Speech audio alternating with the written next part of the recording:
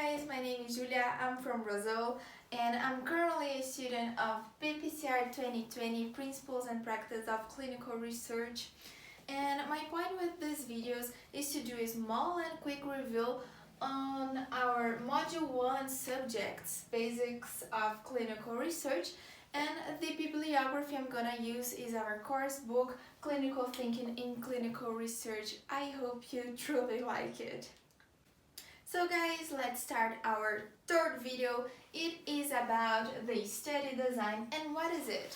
Well, a study design is the methodology to answer our research question. And what is this research question? Well, it is the question, the main question of the study that gives direction for the population we are gonna use, for the intervention, for the control or comparison group, for the outcome that we are going to analyze, and the time or duration of the trial. It is basically the most important thing in a trial, but there will be another video talking about it, right? Well, what are the main goals of the study design? Well, there are basically four here. And the first one is to eliminate bias. But first, what is bias? Well, bias is the errors, biases are systematic errors that in data collection, in data analysis, in interpretations of data that deviate from the true values. Minimize random errors. So what are these random errors as well? So these errors are unpredictable, they don't have any pattern, and they are not systematic errors, differently from biases. Biases are systematic errors and they can be they are predictable, and we can, because they are predictable, we can avoid them by using several statistic methodologies. I don't know most of them actually. Well, and random errors, we cannot predict them, so we cannot avoid them. And increase precision, and by that we can ensure generalizability, as I mentioned in internal and external validity in the previous video 2, right? Well, so let's talk about a bit more on what are the types of study designs. So guys, just to give you a general view on our 4 kinds of study designs. So first I'm going to briefly comment a bit about each of them, then I'll dive in each of these study designs, okay? So first, the observational studies.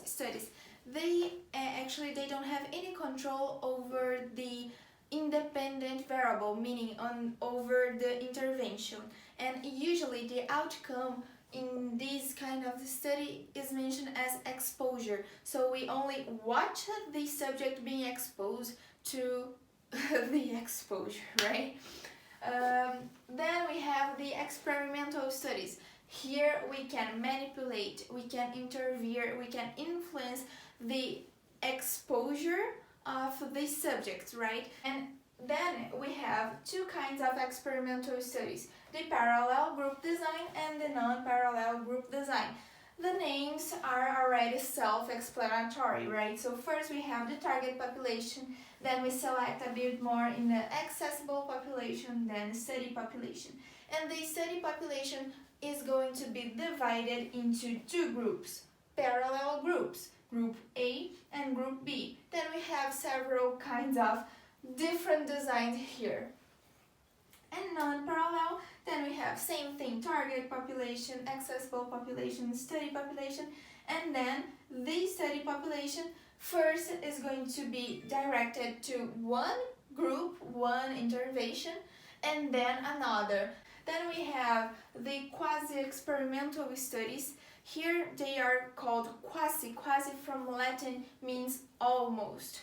So they are not randomized trials as experimental studies are, or they do not have any control group, or the control is historical, meaning the control group is taken in articles, for example in meta-analysis, or the control group is called concurrent. So it is at the same time but in another center city, for example.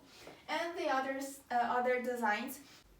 So guys, now focusing on the parallel group, alright, within the experimental studies. So in this group we already can divide it into two, the groups that analyze only one independent variable and the groups that analyze more than one, two or more independent variables. Here we can call independent variables as well as intervention, right? So here in one independent variable, one intervention, what are the kinds of studies we can have? The intervention versus placebo. So here we have one group that is going to get the intervention and another that is going to have placebo. Remember that we in blinded studies, I'm going to talk about that in future videos, we need to have those two equal in size, in appearance, in smell, everything, texture. Well, here the advantage of this study is that we can access the pure effect of the intervention. That is pretty nice. We can say, well, the drug does that, objective, just like that. But we have ethical concerns here. First, about the placebo. Well, is it ethical to give some people a placebo? And not only in placebo, we also have ethical concerns regarding the intervention. How can I explain that? Well, is it ethical to give some people a drug that is still being tested, that we don't know for sure if the drug is helpful or not for the disease? Is it right? Well, we don't know. Well, a second study is the intervention versus standard treatment. Well, what is it? One group receives the intervention and another the standard. No, we give standard treatment for both groups, alright? And the intervention group will receive the intervention plus the standard treatment, and the standard treatment group will receive the standard treatment plus a placebo. But isn't placebo plus standard the same as just standard? Well, no. Remember that we have the placebo effect, right? And if we need to keep the blinding of the study, we need to give both groups two drugs, right? Then we have the multi-group design. Here we only have two arms. Then we have here more than two, usually three actually. So one arm is the intervention arm. Usually the intervention has the standard treatment as well, just like that. And then the standard treatment, and the third arm could be another standard treatment in the market or a placebo, right? Then talking about the one or more independent variable or two or more interventions. Here as an example we have the factorial design. Factorial designs are used when you want to compare more than one intervention, as the name already clarifies. So here we have intervention A and here we have intervention B. And then we can give the intervention B an active or a placebo of the intervention B, for example. And then if you give, for example, an active of intervention A and a placebo of intervention B, what is going to be the effect of the cell, for example? The effect of drug A, right? The active of drug A. Then here we have placebo and placebo. What are going to be the effect? None, right? So we have the placebo effect. Then we have an active of B and an active of A. What is going to be the effect for this group? A plus B. And here we have active and placebo, then we have B. What we can answer by making or doing this table here? We can access the pure effect of drug A. We can access the pure effect of drug B, but we also, and that is exactly the point of this design, we can also access this, the combination, the interaction between A and B.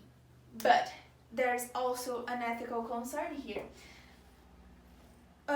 We need to know in advance what is the result of A plus B in a group. Is this safe? Is A acting as a synergist of B, or for example as an antagonist of B? We need to know that before doing this factorial design. So that is actually why, and that is actually so paradoxical, that factorial design is usually used by researchers to compare two different hypotheses, and those two hypotheses, they don't have anything to do with the other one.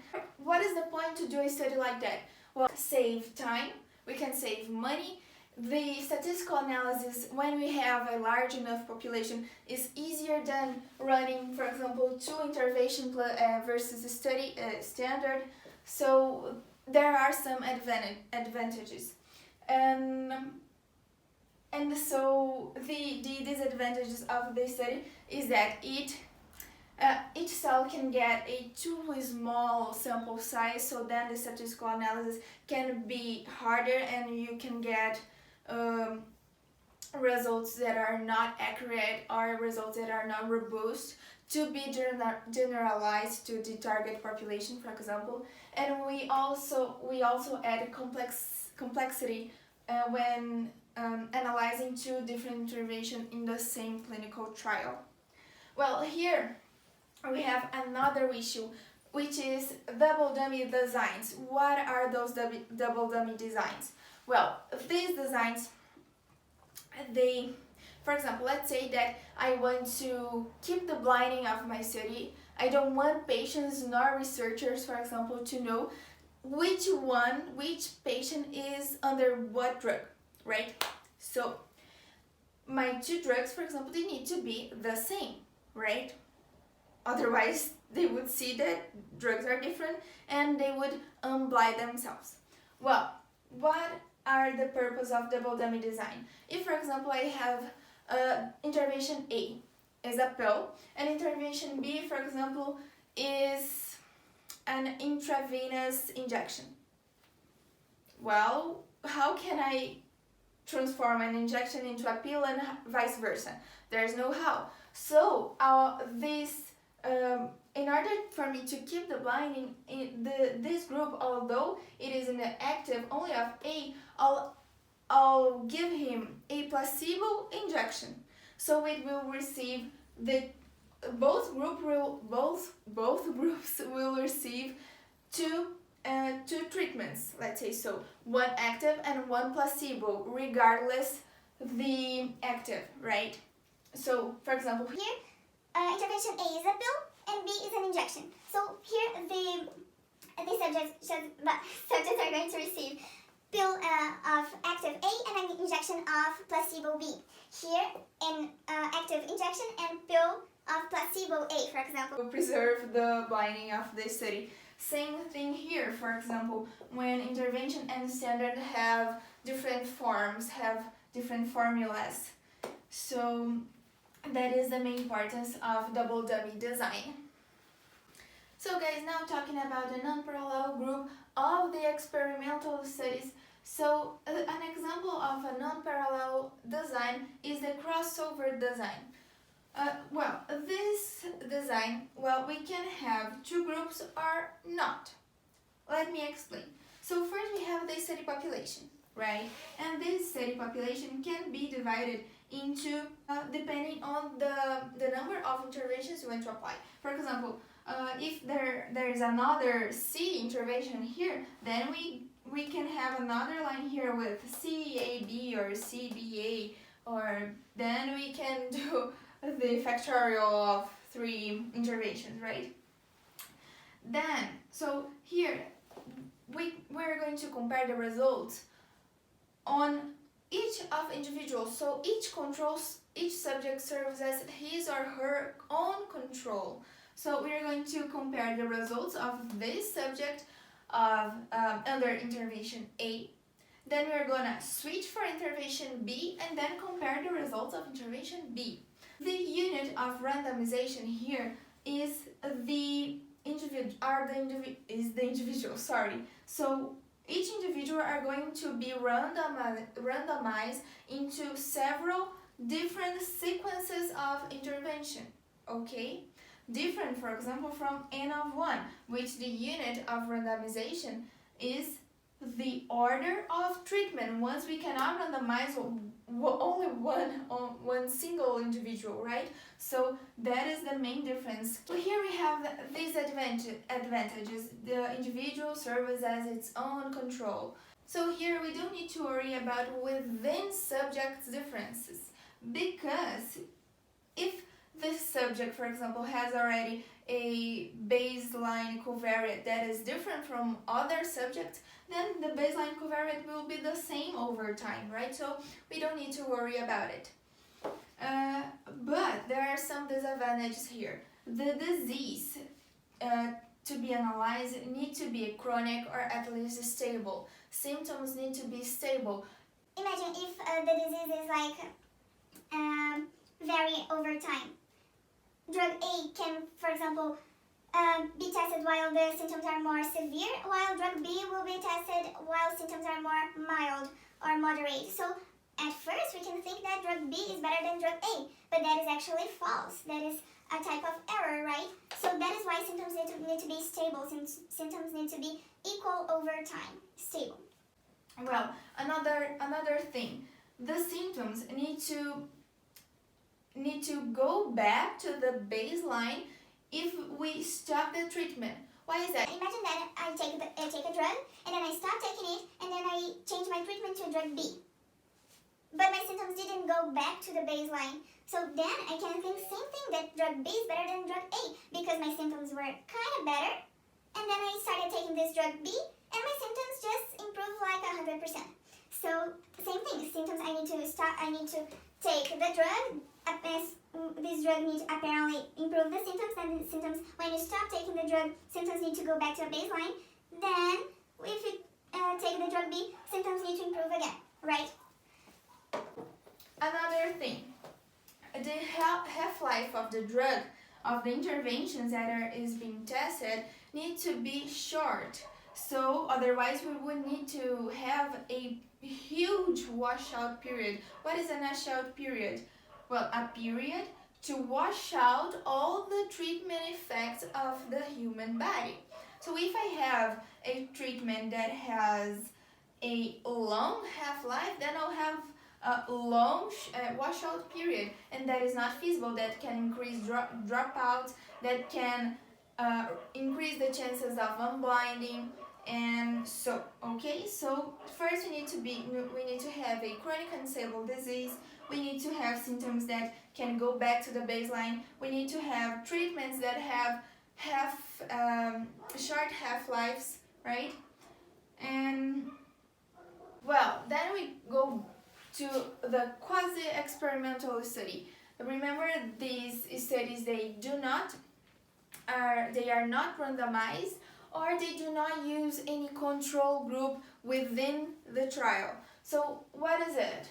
We can have one group design. For example, we have only one group, the study population is the same, receives only one intervention, for example, and we are going to compare the results pre and post treatment. So here we measure the, for example, surrogate, and here we measure the surrogates, and then we're going to compare results within the group but without a control. Alright? And well, here we have a different reality. We're going to measure, for example, the results only at the end of the trial, post-treatment, and we are going to compare it. But what? With historical control or concurrent control. What is a historical control?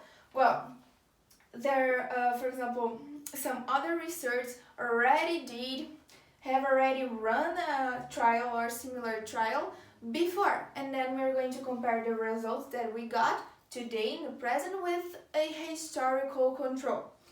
Here, same thing. For example, another research was running this similar trial and they got the results. And here we got the results and we're going to compare. But the difference that is the concurrent control is in the present as well.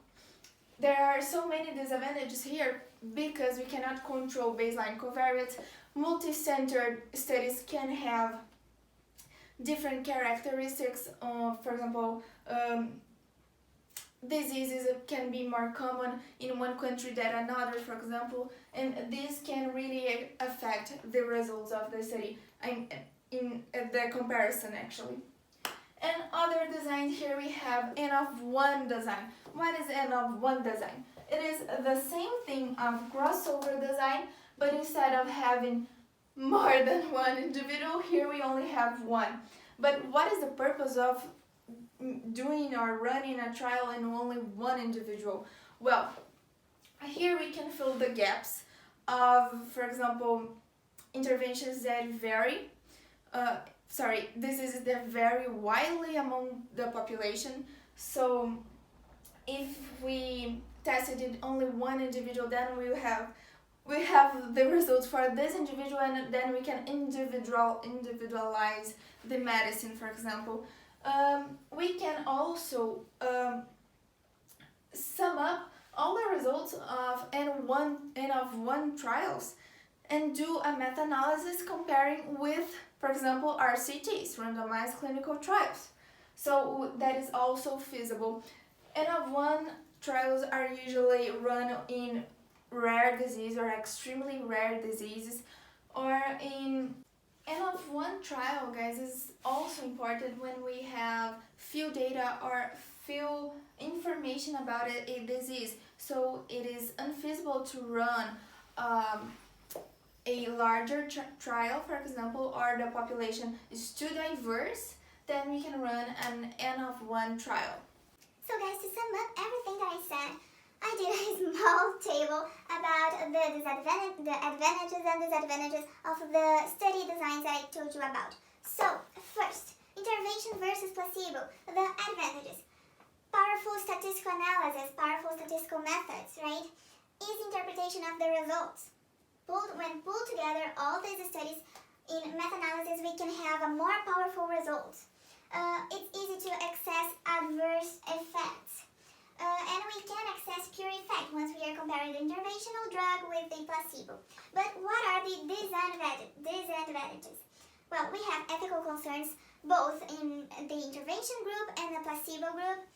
Delaying recruit because people may be afraid of being selected to go to the placebo group or even in the intervention group, so we can have a delay in the recruitment. We can also have lots of dropouts, which can compromise the results, which can cause an attrition bias, which is a significant difference in the population in the beginning and at the end of the trial, and it is costly and it is very time consuming.